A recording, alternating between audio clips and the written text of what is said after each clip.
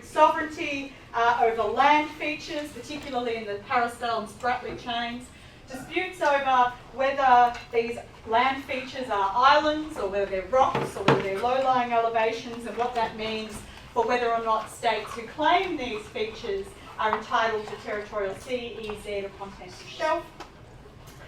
Disputes rage around the EEZ and continental shelf claims of Southeast Asian states and, of course, China, and the assertion of excessive maritime claims, such as China's historic rights doctrine, which I'll talk a little bit more about later. But these claims affect the rights, the entitlements of these states to valuable maritime resources, including fish and oil and gas.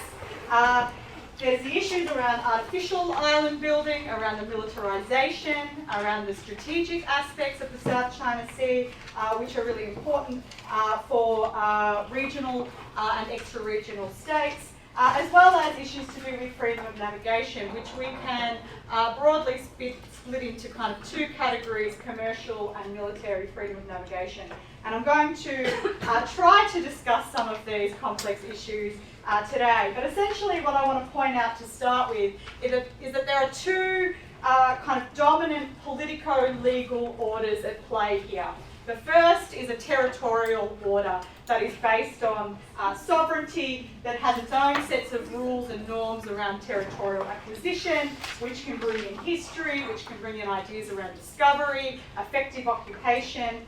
So the sovereignty is obviously an important part of these disputes, but that's coupled with a second order, which is a maritime order. And this is about the entitlement of states and the use of the seas and their rights to particular maritime resources. And this is led primarily by the United Nations Convention on the Law of the Sea, otherwise known as UNCLOS, and also otherwise known as the Constitution of the Ocean. So my research for a long period of time now has been focused on how these two orders interact. Now, my background is largely in the Timor Sea dispute with Australia, that I'm happy to take questions on if you're interested during discussion. But now I'm considering this particular set of issues in relation to the South China Sea. But I'm really also interested in this concept of like-minded states. Now, this is part of the Indo-Pacific Strategy Report released by the United States Department of Defense. And an important pillar of this strategy is the concept of regional, like-minded allies and partners. Now, I'm not going to do a full discourse analysis here, as much as the academic within me would like to, but like-minded is a term that is used, asserted quite regularly across the foreign policy discourses, not just of the United States, but of Australia or of Japan, and it tends to describe predominantly democracies in the Indo-Pacific, including Japan, India, Australia, South Korea, and New Zealand. So these like-minded states, they're not just democratic, they're also rule preservationists. These like-minded states are interested in preserving the existing rules-based order. My own country loves the term rules-based order, and in fact the policymakers, the politicians have copped so much flack about it from Australians that they've rolled back using it because they were just peppering every document with rules-based order, rules-based order. So it sort of signals, though, there's a real maritime aspect to the rules-based order discourses, signalling that there's a broadly held concern in the region that China's activities in the South China Sea are an attempt to revise the rules-based order, to reinvent new rules that work in its favour, its strategic and economic interests. So in terms of the narrative that Beijing is a revisionist state, South China Sea is offered as one example of its intent and its what its sort of interest is in terms of the rules. So we can see that there's, these narratives are an important part of declaratory policy in the region, but we can also see when we really go into the detail that how these states portray the rules-based order is quite different. If we look, for example, at at Modi's speech at Shangri-La Dialogue, held up as being, the time when Modi articulates his vision of the Indo-Pacific concept. His idea of the rules-based order is very much focused on sovereignty, territorial integrity, and consent, which is actually a different kind of emphasis than, say, Japan's concept of FOE. So, I guess in my project, I'm curious how like-minded states, how like-minded are like-minded states, and how like-minded are these states in terms of their perception of maritime order. So my project centres on regional non-claimant states. So these are allies or partners of the United States that are not party to the South China Sea dispute. So primarily interested, I've done a lot of work on the Australia example, but learning a lot more about Japan, South Korea, India, and New Zealand to some extent. So regional non-claimant states, what their responses to the South China Sea reveal about their perceptions or their visions of maritime order, and how this order should be maintained and defended and strengthened. And then third, how these conceptions of maritime order are shaped by broader strategic concerns about great power competition, particularly China and the United States, and this rapidly transforming political landscape in the Indo-Pacific region. So when I talk about maritime order, I'm talking about the presence of relatively stable patterns of behaviour of states in maritime affairs. I'm talking about a set of clear and coherent rules governing the use of the seas and entitlements to maritime resources. And the third sort of layer is effective mechanisms for maritime dispute resolution and the avoidance of conflict. So I'm interested, do like-minded states view maritime order in similar ways? Do they agree on how to support maritime order? Do they agree on the rules?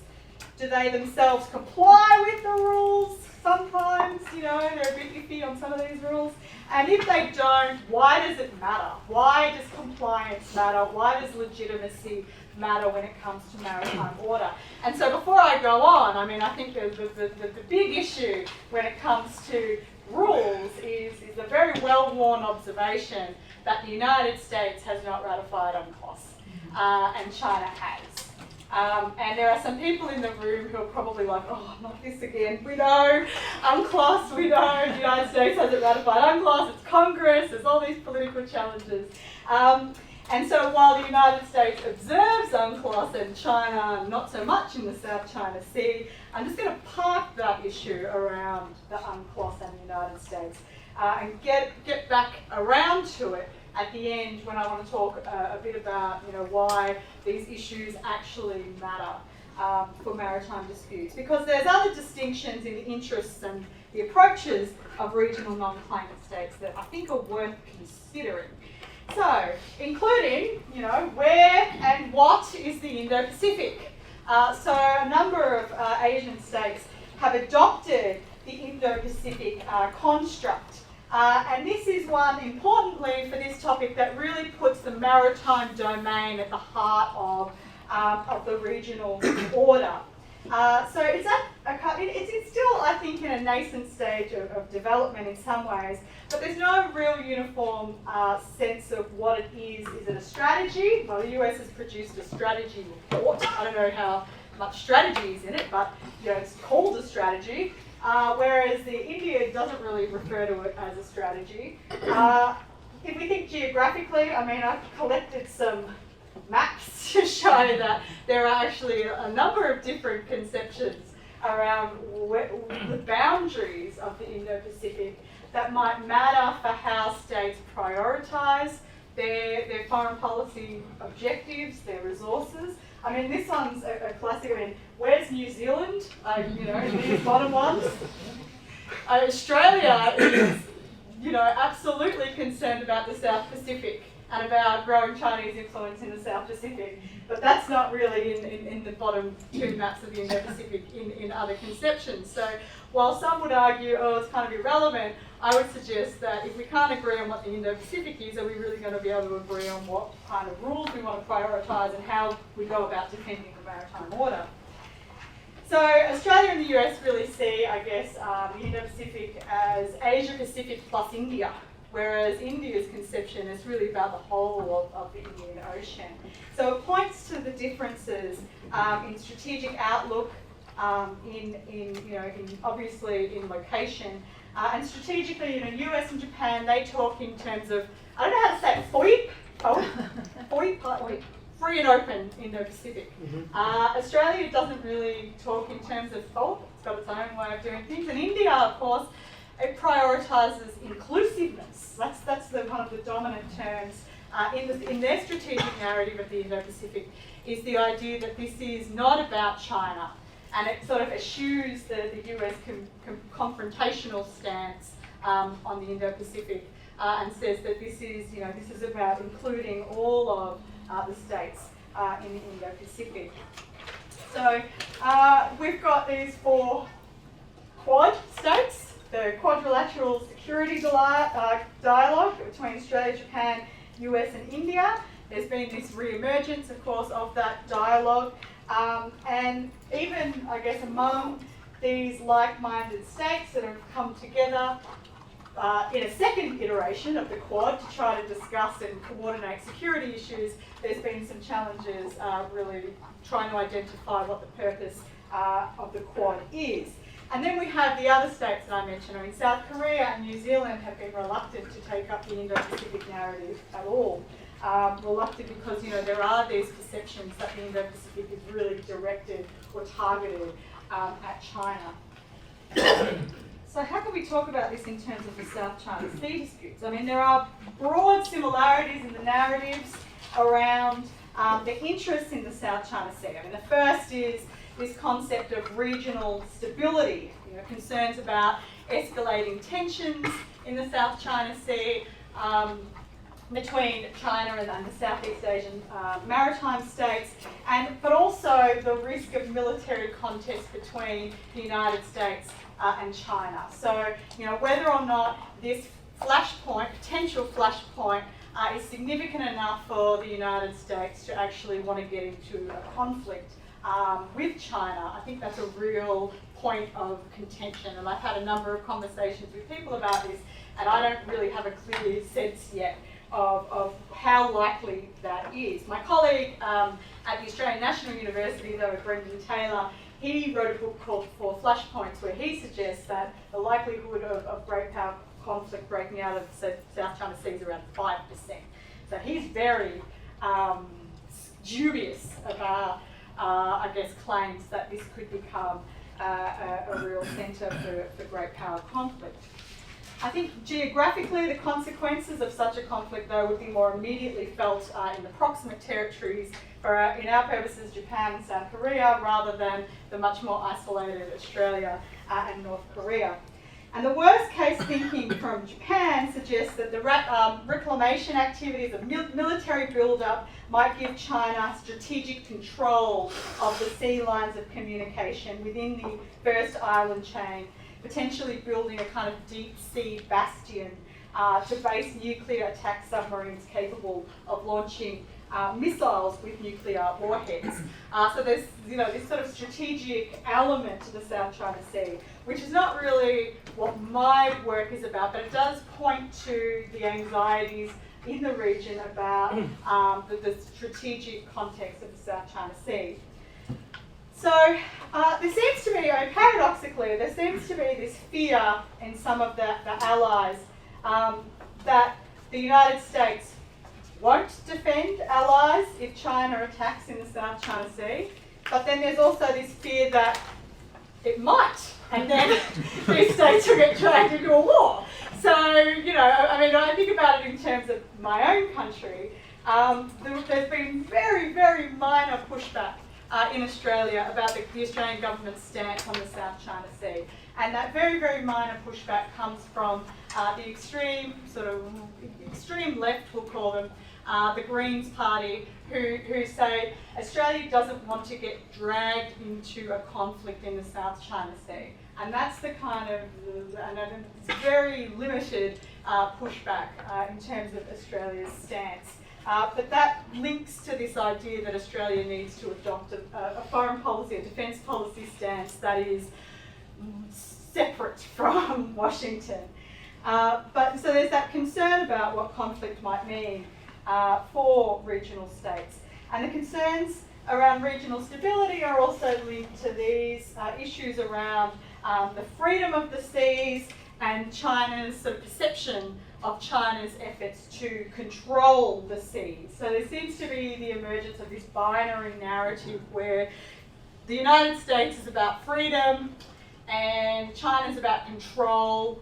I don't really get a sense I know what control means, but of course, you know, the United States as a great naval power has benefited itself from being able to command and to some extent control these seas. But nevertheless, we see this narrative, binary narrative emerge, and I'll get back to the military and commercial aspects in a second. But the third main kind of interest articulated by regional non-claimant states is the maintenance of international law and being able to, you know, the importance of resolving disputes in accordance with international law. And I'd like to argue, I'm writing a policy studies piece for the East-West Centre in which I'd like to argue that, you know, international rules, international law, these things really matter for non-great powers. Like even regional powers, these structures and these international institutions matter for middle powers and smaller powers because they're less capable of unilaterally defending their legal rights. So in the Asia-Pacific Bulletin that you have there, I go into a little bit more detail about some of Australia's entitlements that come from, that flow from UNCLOS and the existing maritime order.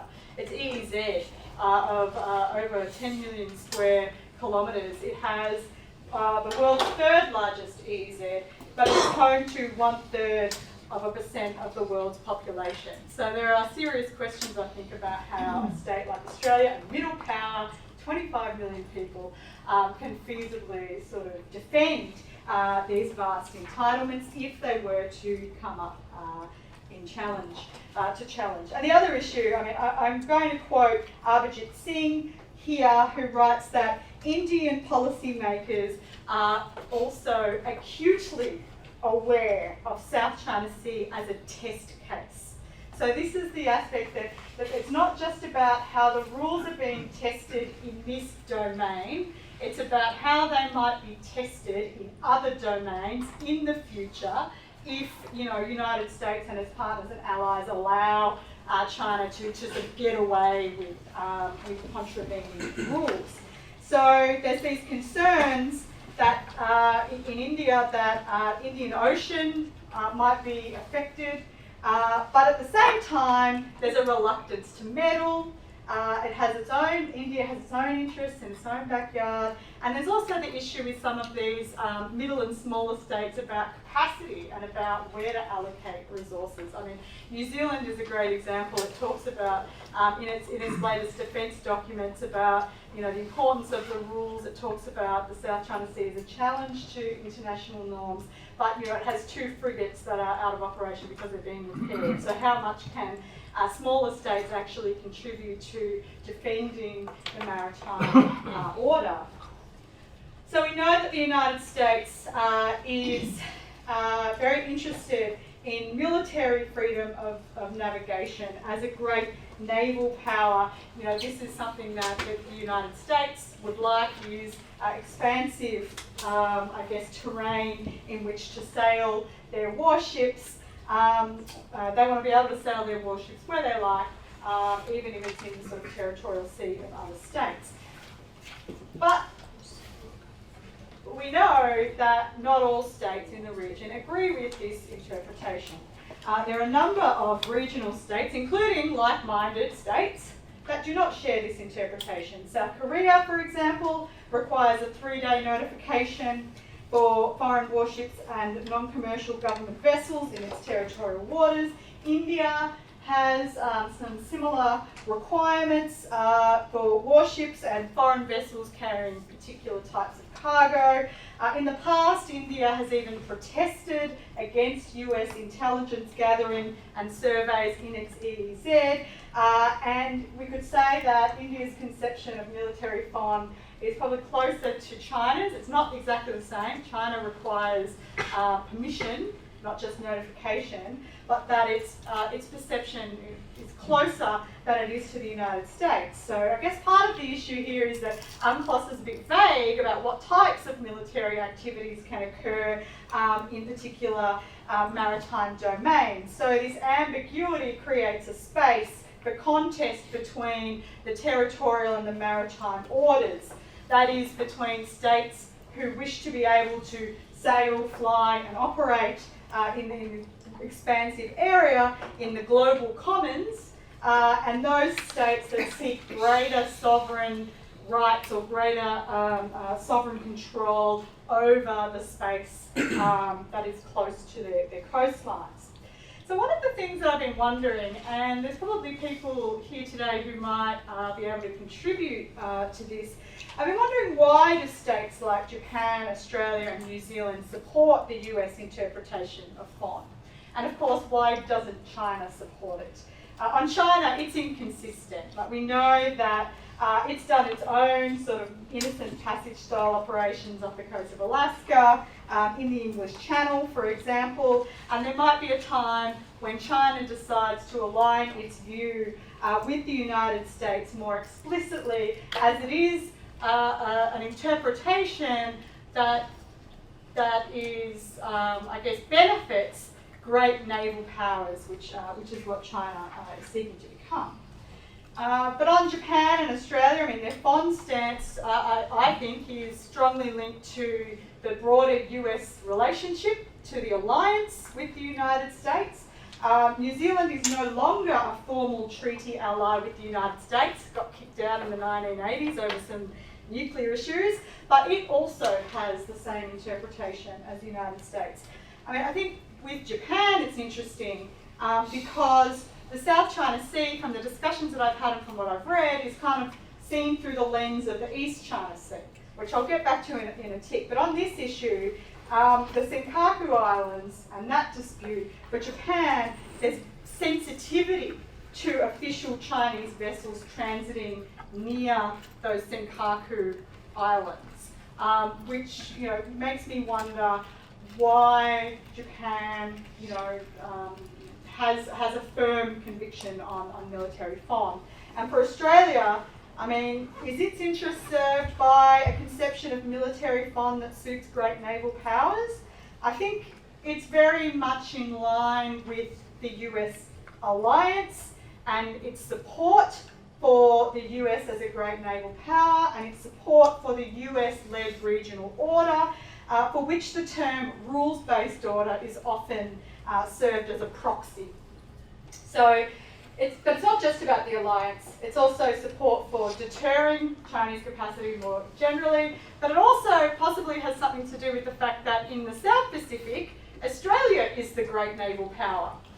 So I'm not quite sure how these things work together yet, but I'm questioning why regional powers conceive of military FON in the way that they do.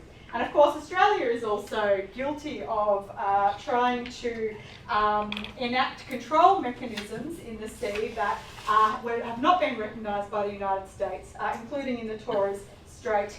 And the United States has viewed these control mechanisms as being excessive under UNCLOS.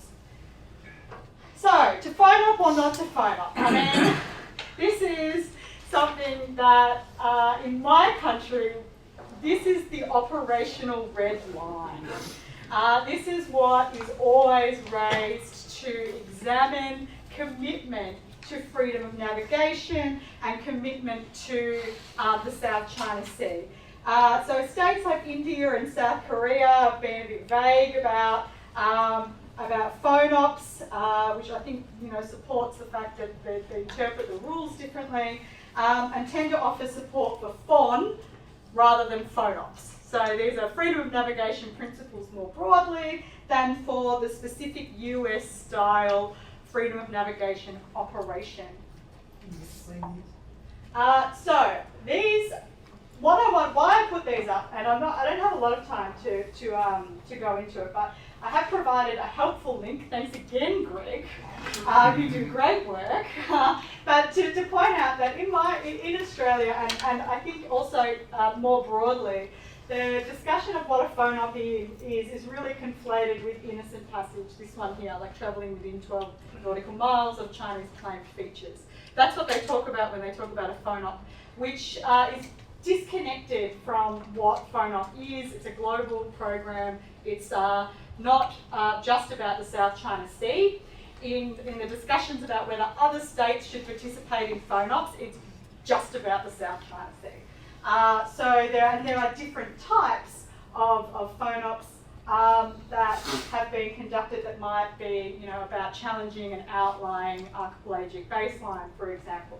But the view from Australia and in the narratives of other states is that it's really about the 12, going within that 12 nautical mile threshold, and that's how a phone-op is explained in the dominant media.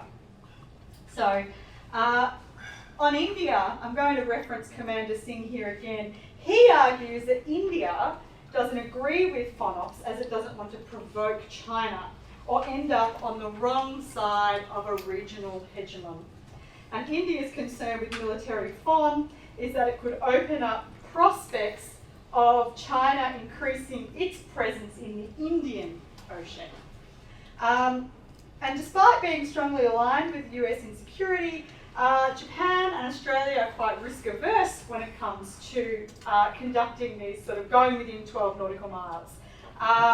And so I kind of want to understand the reluctance. I mean, Australia, for example, has not been shy in its public diplomacy around the South China Sea issue, has been quite assertive, but operationally it seems quite timid. And I think the problem for Australia is, one, whether they're effective mechanisms, two, what risks these might present in terms of destabilising the region. This is one sort of justification used for not participating in phone-ops, and three, potential ramifications for engaging in such activities. They're concerned about whether or not Beijing would retaliate, economically in particular.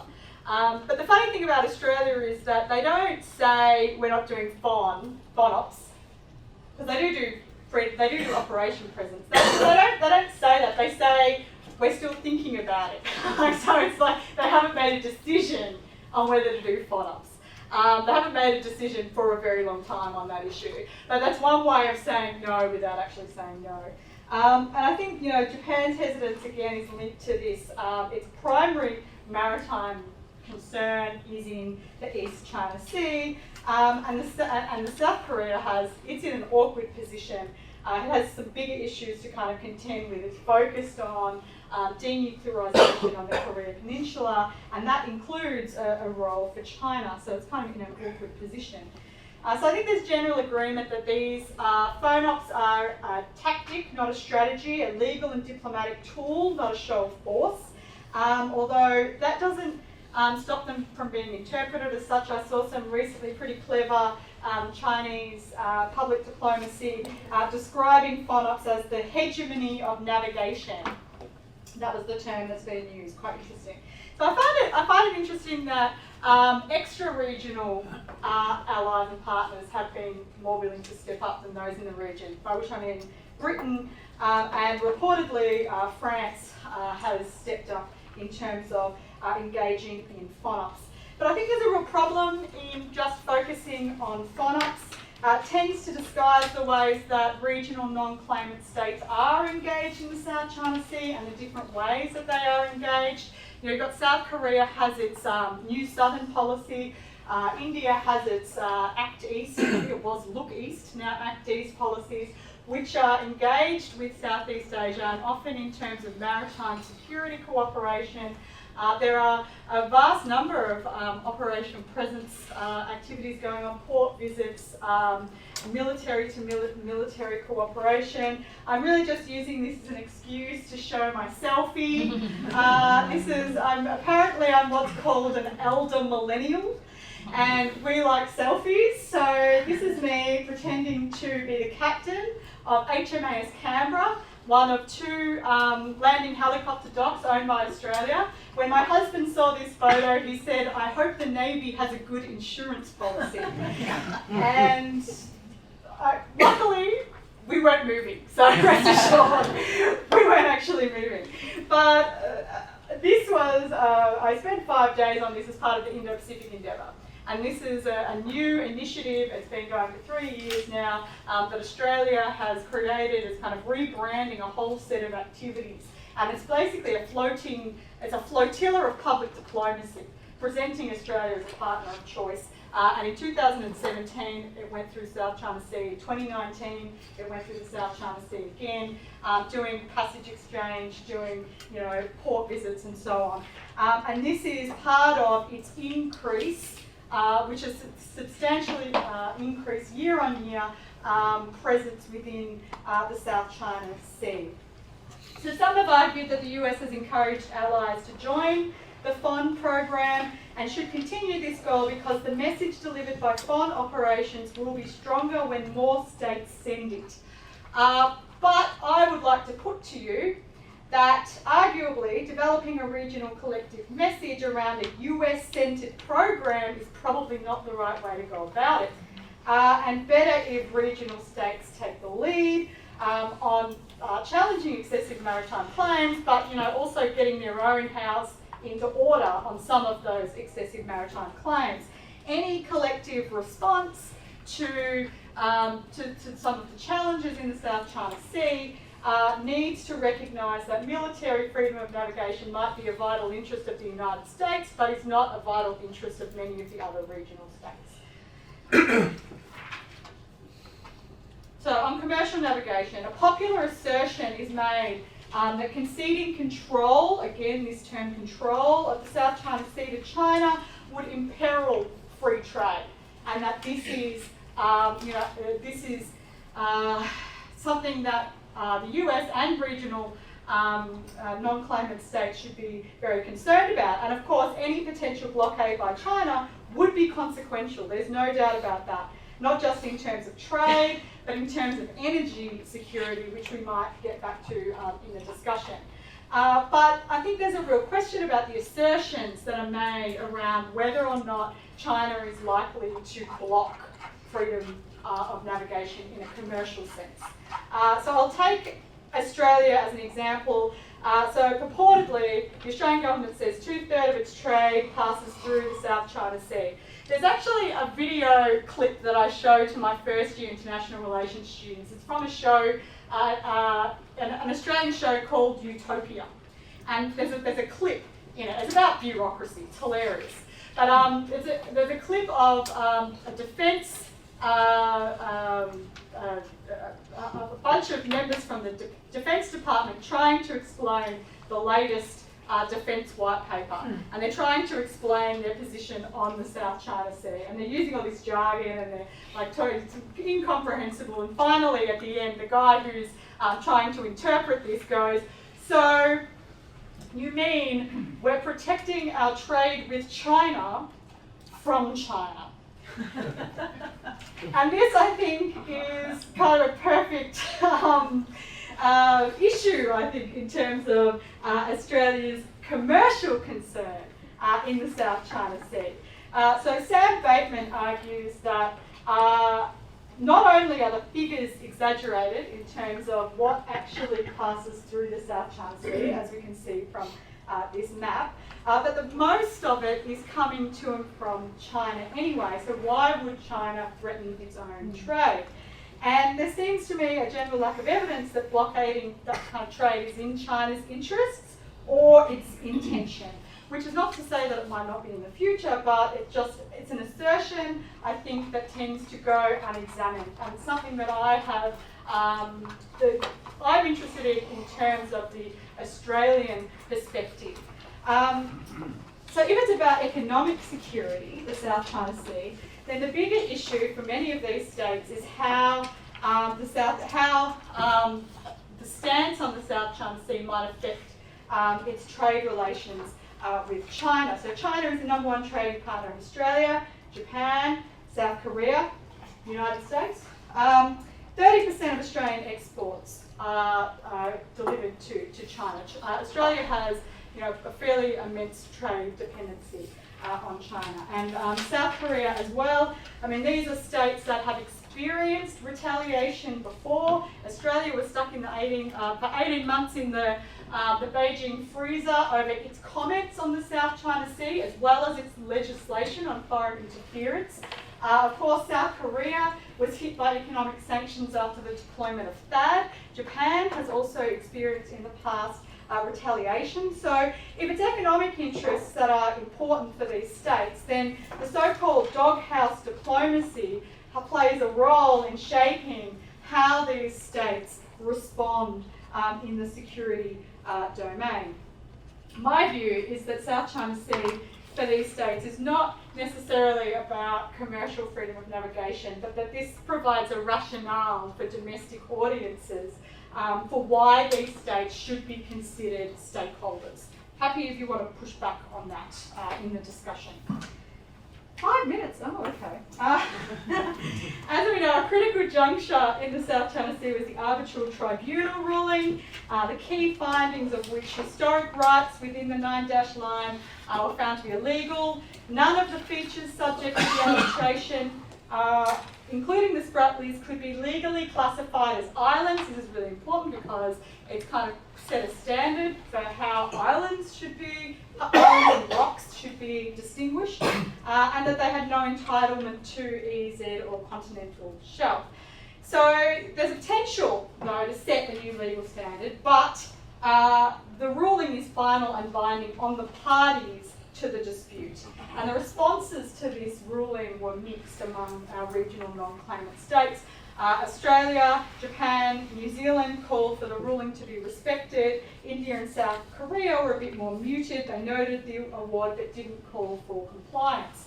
But what's interesting is how this might play into the EEZ claims of other states. So if regional non-claimants are concerned about excessive maritime claims, do they themselves in fact comply? I'm going to briefly, very briefly, oh, what's going on here? What does this mean? Update. Oh, you can't see what I can see. Right. One of these pop-ups.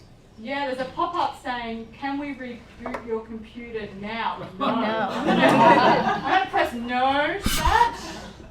Okay, so Australia, let's start with Australia. Has some claims to an EEZ around Heard Island and McDonald Island in the Southern Ocean. These are at risk if the South China Sea arbitral ruling standard is applied, as these are virtually uninhabitable and would probably not meet the standard. But Australia has another problem. It has 2 million square kilometre EEZ off the coast of Antarctica, where it claims about 42% of Antarctic landmass. It's a lot, right? Those claims aren't recognised under the 1959 treaty. There's kind of a holding pattern when it comes to sovereignty in Antarctica. It's like post-sovereign states. But the United States does not recognise Australia's EEZ claims. And Australia's tried to be quite tricky about asserting a claim without getting into trouble legally. But so that's one kind of area that we can consider. Okinatorishima in Japan is another area of kind of dispute. China and South Korea does not recognise Japan's EEZ that is claimed from this atoll. But this is driven largely, I mean, I don't have time to talk about it now, but Japanese fishing interests are very significant. My friend Nobu here was talking to me the other day about the domestic politics of fishing in Japan and how that can play into some of these attitudes or responses to disputes. So South Korea and China argue that this does not meet the definition under UNCLOS of an island. We got India here, Andaman and Nicobar Islands. India's use of straight baseline in 2009 is not recognised by the United States, but also the claim to an outlying archipelagic baseline. And the reason I raise this one is that there is a new, relatively new report, 540 pages if you're interested, from the Chinese Society of International Law, released in 2018, that comprehensively goes through the arbitral ruling and why China doesn't like it, very comprehensively.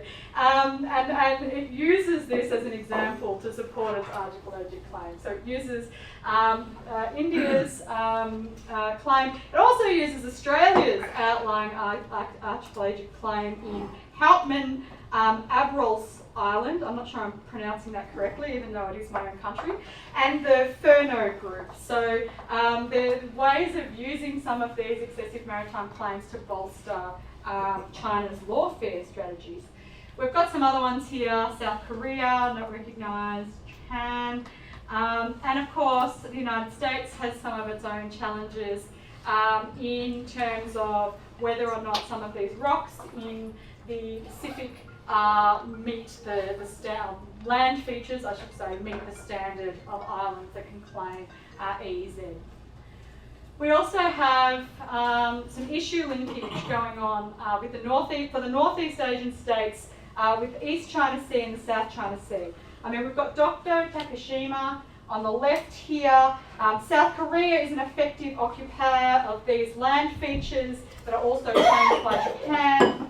And in this, South Korea tends to present Japan in similar ways to how China's actions are being perceived in the South China Sea. But in the Senkaku dispute, it's Japan that is the effective occupier, and it's Japan that has administrative control, occupying a similar position to South Korea in the Dokdo dispute. And Japan opposes International Court of Justice resolution on Senkaku because it doesn't want to risk giving up what it already possesses, but it supports International Court of Justice action on Dokdo Takashima because it has a chance of potentially winning, whereas South Korea doesn't want to go there because for the same reason as Japan doesn't want to in the other dispute. So there's some kind of mixed, there's some contradictions at work here. But how are they linked to the South China Sea? Well, the first is you've got two allies who have different concepts of legal arbitration the use of legal arbitration to settle maritime sovereignty disputes.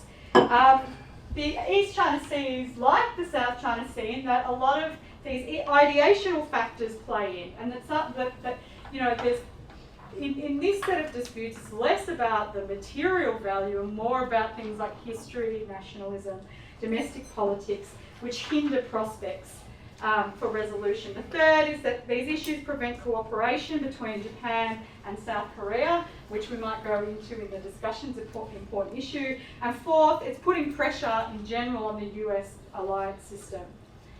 But there are prospects for models of maritime dispute resolution. Some of our regional non-claimant states have been engaged in official or formal dispute resolution. India accepted the ruling in 2014, a UN verdict on maritime boundary dispute with Bangladesh, and this is sort of presented as India's being a responsible stakeholder in the maritime order. In Australia, it settled a long-running dispute over maritime boundaries in the Timor Sea with its very small new neighbour, Timor-Leste, using the world's first United Nations compulsory conciliation enacted under UNCLOS. That I would not necessarily go as far as to say that Australia has been that proves that it's being a responsible stakeholder, because it's still doing some things that in its relationship with Timor that perhaps contradict that. But what's important about this dispute resolution is that Australia got entrapped by its own rhetoric that was directed at China on the South China Sea. And Beijing came back and said, oh, Australia, you want to lecture us on the rules-based order? Look at what you're doing to Timor. And that was really instrumental in Australia's compliance. Even though, Australia was not necessarily violating international law, it took advantage of the clauses that, the exclusions that are built into the system. So South Korea, Australia, and Singapore as well, they don't accept third-party arbitration on the adjudication of maritime boundaries under Article 298 of UNCLOS. So there's sort of these gaps in the rules-based order. Okay, last slide, I promise. So what does it matter if states have different interests, different visions of maritime order and dispute resolution, and different conceptions of rules? Well, I mean, I think, and this is, I'm playing around with this argument, but one of the things that China does in the South China Sea is adopt this, it's called the three warfare doctrine. Many of you might have heard about this before, and it's using lawfare strategies that includes, making ambit claims or creating alternative conceptions of international law to kind of muddy the waters, and these exist at a meta level.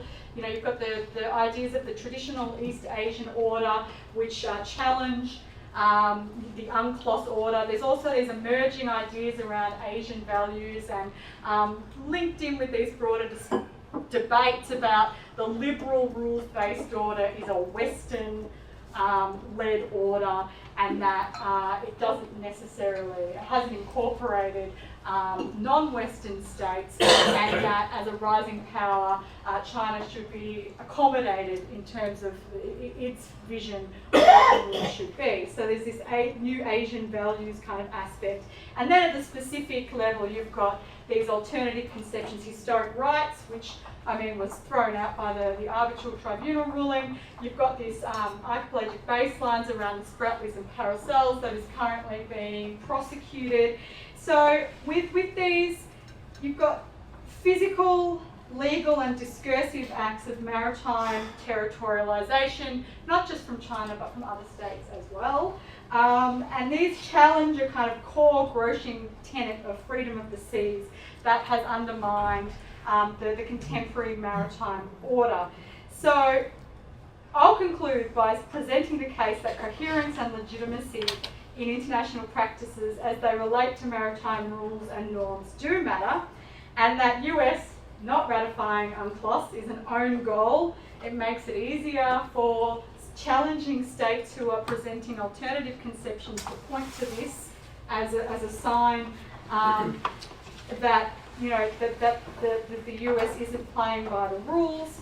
What China is really doing in the South China Sea is a version of exceptionalism with Chinese characteristics, and arguably there's a sort of reputational or credibility deficit for the fact that the US isn't officially a part of UNCLOS. The rules have gaps and tensions, but like-minded states need to work on developing a more collective vision of rules and order if they are to try to resist this revisionism. I also think that we talk a bit about might over right. This dichotomy that that force is becoming more important than law, but I think it's a false dichotomy. If the South China Sea is considered a litmus test for rising powers' attempts to revise the regional order, then the question is, what do like-minded states do to resist that? There's no dichotomy between power and order. And finally, the legitimacy in this area is important for alliance building and for order building. And I might just leave it there, but that is my argument, and thank you for listening. Oh, what a that was a tremendously rich discussion. We in the United States love to think that we're good and pure, and all the like-minded states should fall in behind this.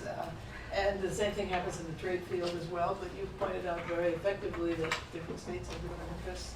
And you've added a great deal of clarity to an enormously complex subject. So I'm going to forego the privilege of the chair in asking the first question in favor of opening it up to people, those who are here. You first, and then second. I'm Peter Humphrey, intel analyst and a former diplomat. The question I want to ask is, what are the standing rules of engagement for an Australian military asset if it were to be attacked? Does it get to fire back? Does it get to bomb the airstrip from the airplane that attacked it? Does it get to bomb the coastal cannon that dented its side? What's the sense there of the captain's latitude for taking revenge against an unprovoked attack? I'm not sure about the answer to that question. My focus is really on the political and the legal discourses, less so on the kind of strategic and defensive elements. So on the rules of engagement, I'll have to take that question on notice and get back to you. Yes, sir, at the end. I'm Steve Winters, independent consultant. Hi. Hi. I think I just focus on one little tiny issue there that you brought up.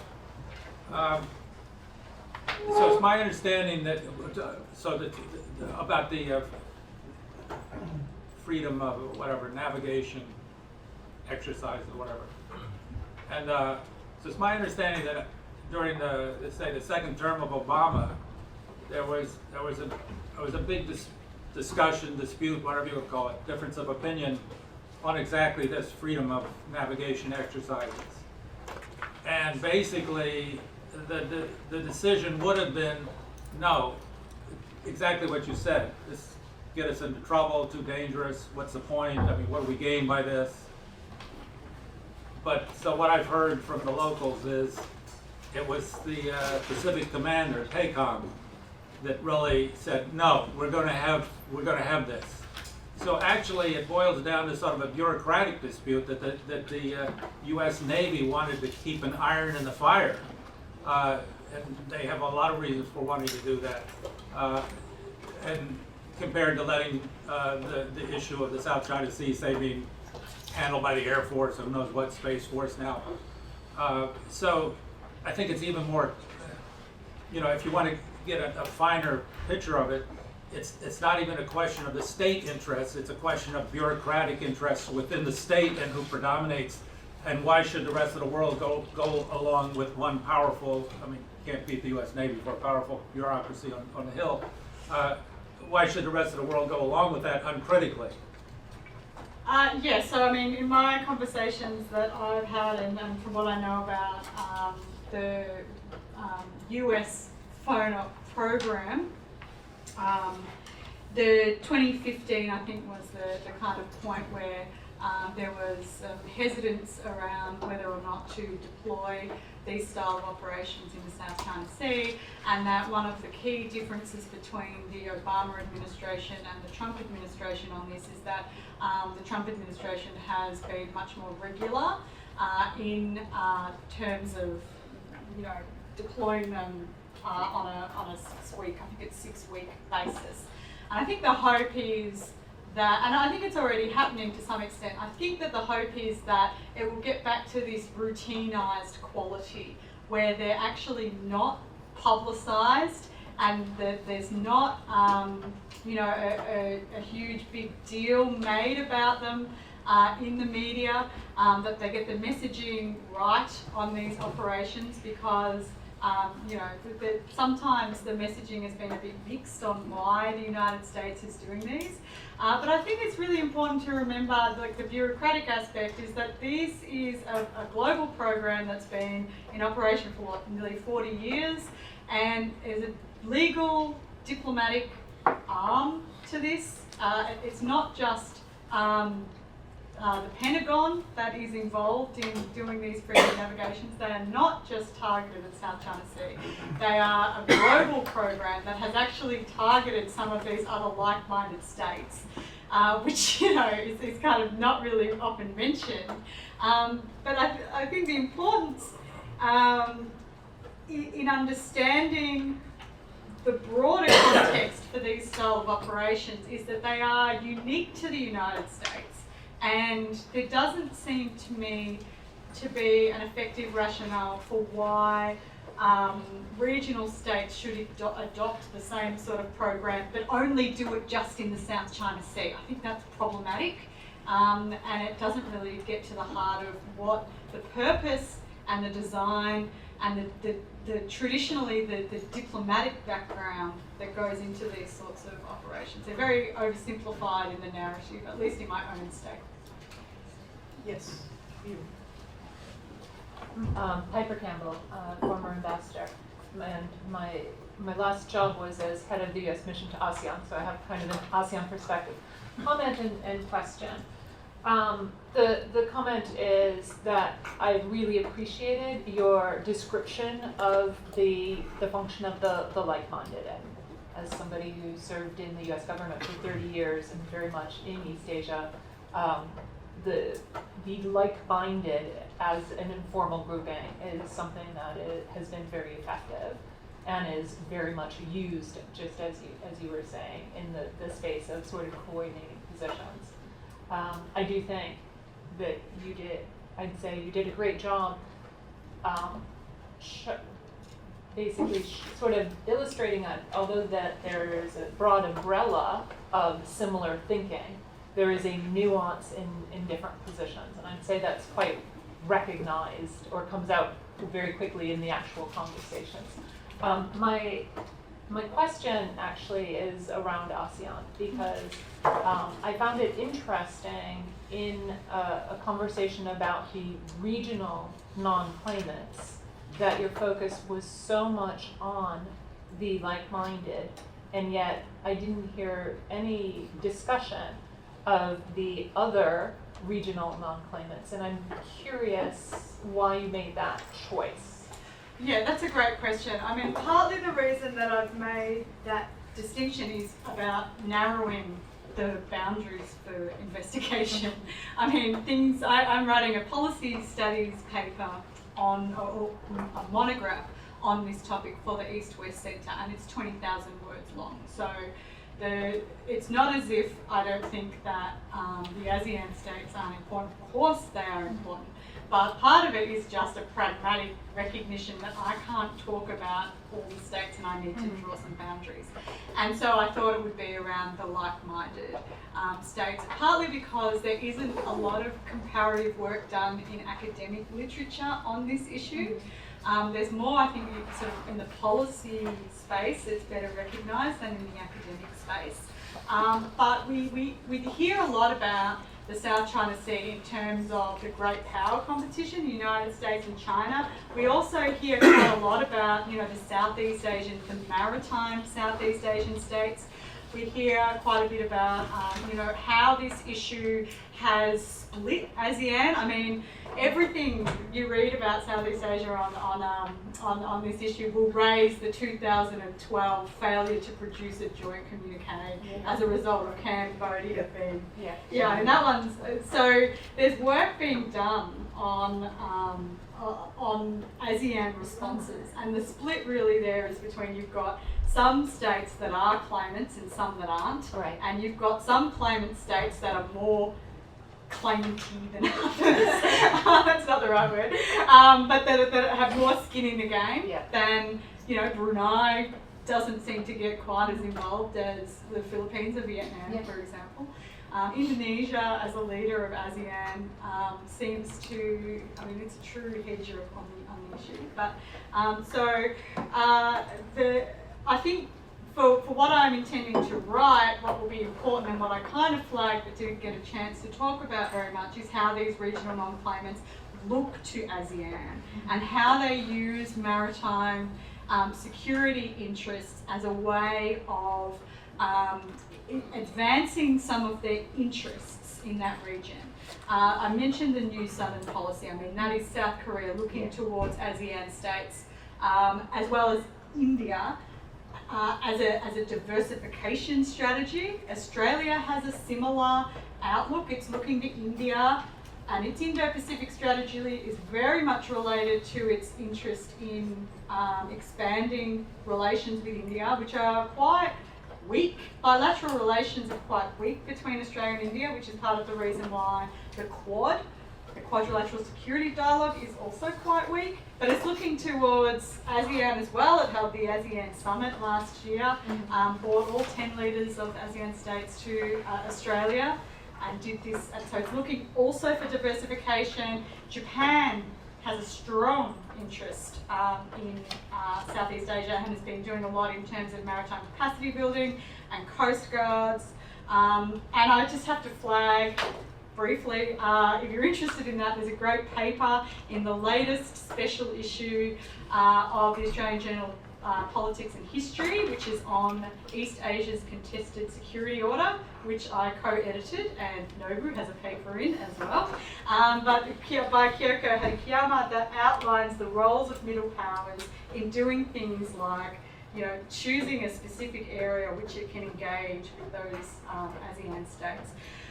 So that's the rationale behind looking at the like-minded states, and also really when you look at the discourses, the like-minded states are those tend to universally be the democracies, and of course we know that not many ASEAN states are democratic. So there's that kind of council of democracies idea too. I'm going to work in a question anyway here. Could you say something about the domestic political economy in Australia? Presumably there's the importance of China for exports of coal and agriculture and so forth, and then there are security concerns that we all know about. Every now and then Hugh White comes into town and says we should give it all up. Well, that's perhaps not fair, but anyway, I wonder if you could say to what extent the Australian voting population is divided or united vis-a-vis China and the CS disputes? Oh yes, I'm happy to talk about this. I swear I've probably had 40 or 50 conversations since I've been in Washington over the last 3 months, and nearly everybody raises Hugh White, and I'm like, wow, he's really popular in this town. He's very articulate. He is, and you know, he has, for those of you who haven't heard of Australia's premier strategic thinker, he was very important in writing the 2000 Defence White Paper in Australia. He's been a long-term advisor for the government. But his position is that Australia needs to make a choice between China and the United States, and that choice should be, you know, that Australia needs to pay attention to accommodating rising China. And he's got a recent book that I haven't read yet. It's just out, I should say. It's actually produced by my university's press, on defending Australia, which talks about Australia needing now to get nuclear weapons in order to defend Australia, and trying to, yeah, I know, I've read excerpts, but basically the theme that it contributes to is what I mentioned in the presentation, this argument about independence in Australian foreign policy. So, you know, ASEAN states, India, they talk about strategic autonomy. You've got states in the region who are real hedges, whereas traditionally Australia, as I like to say, we are all the way with Donald J. We are not so much hedges, we are balances, particularly in the security domain. So when I say that there are these sort of the paradox of anxiety, you know, Australia is one of those states that is concerned that if it gets into trouble from a hostile power, that the United States might not be there for them. That is a fear of abandonment. That is sort of integral in the psyche of Australian foreign policy.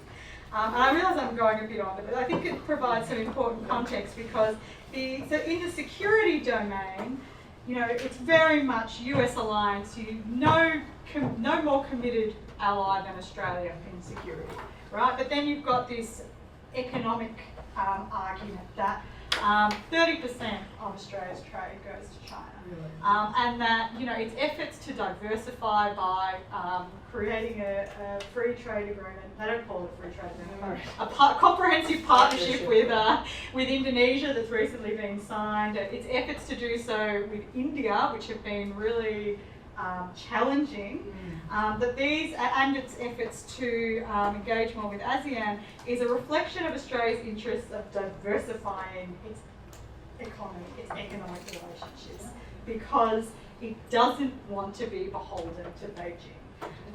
But then you've got the security concerns that, the economic concerns that it's a given that Australia's relationship with Beijing can't just be unwound, that it can't just separate itself from, and that its economic relationships should, in some quarters, should take much more of a preeminent position in Australia's strategic thinking, and that it should therefore try to separate itself a bit more from the United States. But these economic and security concerns, they're kind of disaggregated. You know, I would say that the consensus in Canberra, the general consensus in Canberra, is that Australia is a faithful US ally, and what it does in its economics is just try to limit the damage as much as possible while it can. That's my perspective. So on Hugh White's perspective, he is a critic of successive governments and their lack of courage, I think, in confronting the changing landscape. And Australian politicians still love to say, we don't have to choose, and Hugh says we do have to choose. So I hope that answers your Yes, it does. question. I'm glad I raised it. Yes, sir. Just now. Identify yourself, please. John, the Chinese embassy. Yeah. Just now, Dr. Stranting mentioned about arbitration, the Philippines and South China Sea arbitration, and you seems to quite for the idea that that none of the islands or the island groups are capable of having these EEZs, right? You said that they are not islands. So my question is, so it comes to the actual one-to-one clause,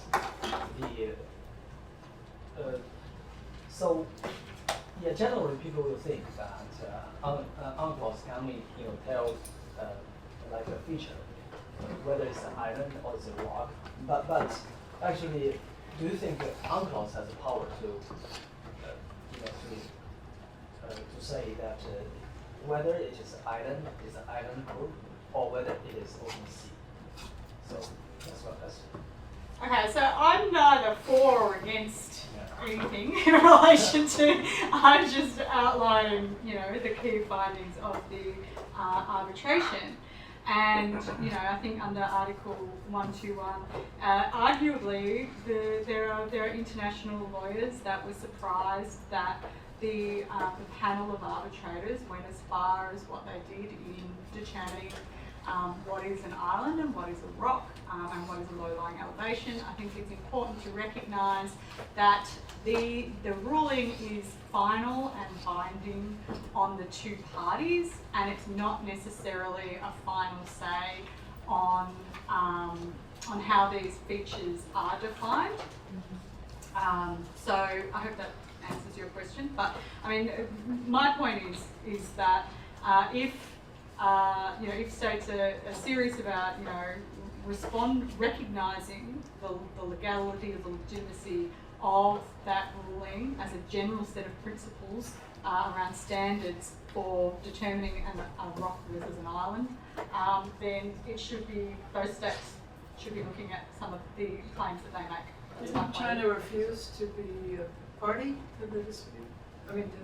Yeah. So just some follow-ups that actually clause deals with whether a feature can have just its territorial waters, or it can claim territorial water, contiguous zones, and easy and continental shelf. So that's what clause does. So it only can deal with matters related to the sea, but you cannot decide whether it is land or whether it's the sea. So it actually is against the general international law and all those rules that the land against the sea. That's my point. So that is that is true. So UNCLOS is not designed to to resolve sovereignty disputes. And there is the issue that that land dominates the sea. So if you have contested sovereignty claims, that can impact on how maritime zones are delimited. But if they're all rocks, then what does it matter? That's a different question, isn't it? Yeah. There are people who say, why do you care about these rocks? I thought there was a high tide, low tide definition. Yeah. So the difference between an island, a rock, and a low-lying elevation. But so my point would be is if they're all rocks, they're not entitled to an EEZ, right? Yep. Yeah. And there's also, I think you had the Japanese thing there, there's also the issue of rising sea level, so things that were there aren't there anymore. And then particularly the Japanese, because they're losing that atoll, are down there pouring concrete on it to try and keep it above water. That's true. And that's one reason they don't criticize what's going on in South China Sea in terms of artificial features being created. There's a whole host of interesting stuff that I would love to go into around the use of sand because Singapore in Southeast Asia has run into trouble with some of its neighbours over its sand exports because it's trying to reclaim land. In South Pacific, it's another set of issues around what changing sea levels mean for boundaries and the entitlements of these very small island developing states. So there are, a host of issues around that. But this, again, it kind of comes back to my central concern around the territorialisation of these disputes and the nationalisation of these disputes, and how things like history and national identity and domestic politics, these ideational factors, play into how states respond to maritime disputes, not just in the South China Sea, but the East China Sea. I mean, the Dr. Takashima is an excellent example of a sovereignty dispute where the material value seems to me to be negligible, and yet it's tied up in these historical disputes that it's linked with things like the World War II, comfort women, the textbook issue, and so it's not just China that seeks to make these primarily about sovereignty and trying to sort of to centre the debate on sovereignty when it doesn't necessarily. The arbitral tribunal pushed that aside. That's what it did. It pushed that aside to focus on the maritime entitlements. And so, the discourses, the physical, and also the physical land. I don't say reclamation, the rebuilding. It's not reclaiming. They're rebuilding stuff. Is a physical manifestation of territorialisation, and I think it's a real challenge to these ideas of the freedom of the seas and to the uphold order. So that's my perspective. What do you mean by territorialization? Exactly. So what I mean by that is by thinking about the sea as if it's land.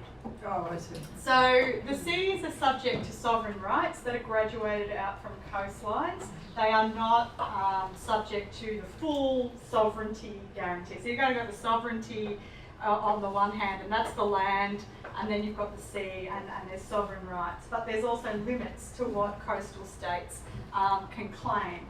So there's one of the things that I don't have a handle on at the moment, but that I'm really thinking through, is how the CCP views the South China Sea in terms of whether it views it as a kind of extension of its land. We heard about what's the term? Was it maybe it was Harry Harris who talked about the Great Wall of Sand was it Harry? Yeah. And kind of this view that the Chinese public treats the sea as if it's land, as if it's sovereign territory. And in the discourses that I've read and I had a look at, the international discourses, there's a real ambiguity around whether or not that's what China is claiming.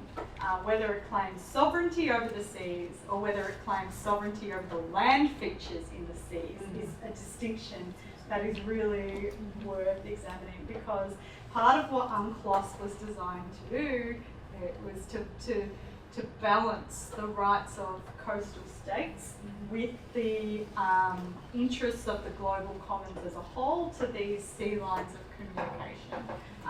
And that the idea that the seas are a post-sovereign space, that not necessarily owned by one actor in the same ways that territory is. I think we have time for one more question or comment. Yes, over there. My name is Min, graduate student at the Georgetown Asian Studies program. I have questions about the Australian politics in the context of the South China Sea and China in general. So recently, there's a report. Well, the Chinese presence in Australian politics is reportedly increasing. So I want to ask about. Are we talking about Gladys Liu? Yes. Yeah. Okay. And even beyond that, about 2 years ago, I believe there was a report about Chinese funneling money to Australian politicians.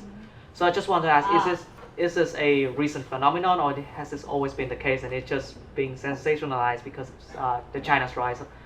And sorry, go on. just to add on to one more aspect to it, is there a linkage between the South China Sea and this increasing presence in Australian politics? I'm so glad you asked me that question. Thank you, Min. Are you guilty? Because I actually tweeted about this. Yeah, I love Twitter. I got the impression that some people were not happy with what I said, and some people were ecstatic about what I said. And it was on this very issue that what's sort of happened in Australian politics is that the South China Sea has become a bit of a litmus test about whether or not politicians are pro or anti-China.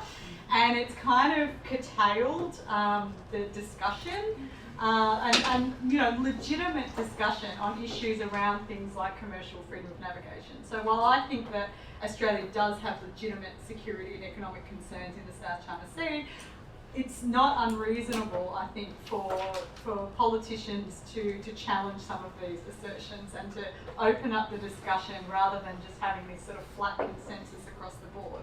And this largely emerged 2016, 2017, when a Labor senator by the name of Sam Dastyari did a press conference where he basically repeated Beijing-style talking points on the South China Sea. Australia should remain neutral in the South China Sea. This is a local issue for China and Southeast Asian states. This is Australia's not a stakeholder, which was not Labor's policy, and it wasn't the Liberal National Government's policy either. And he did so standing next to a Chinese billionaire by the name of Huang Jiangmo, who had been donating and paying for Sam Dastyari's legal fees, it turned out. So this became a really significant issue then, and since then there's been barely any contest on Australia's stance on the South China Sea until Australia's first Chinese-born parliamentarian by the name of Gladys Liu recently, just a few last week, said that she kind of muddled an answer on the South China Sea. And she was like, this was entrapment, pure and simple. Because the journalist who was interviewing her, Andrew Bolt, a notorious, I don't know what the US equivalent would be, somebody from Fox News, but like a notorious right-wing conservative who said, do you agree with the Arbitral Tribunal that China is stealing the South China Sea? Which, I mean, that's not what the Arbitral Tribunal is. So it kind of entrapped this politician a little bit. And subsequently, she's being asked all sorts of questions about whether or not she's being funded by the CCP, what her connections are to Chinese organisations that have links with the CCP. So the South China Sea is very much involved in these broader concerns about United Front activities, around foreign interference and intervention, and a host of other issues around Australia's real struggle to develop a coherent China policy. This is very juicy. I wish we could continue this, but we've reached the end of our time here. And on behalf of Dr. Satula May, who is the director of this office and vice president of the Smith Center, who is on travel. On behalf of everyone sitting in this room, I want to thank our speakers for a superb performance. We've all learned a lot and appreciate your candor and your knowledge and your expertise. So thank you very much. Thank you.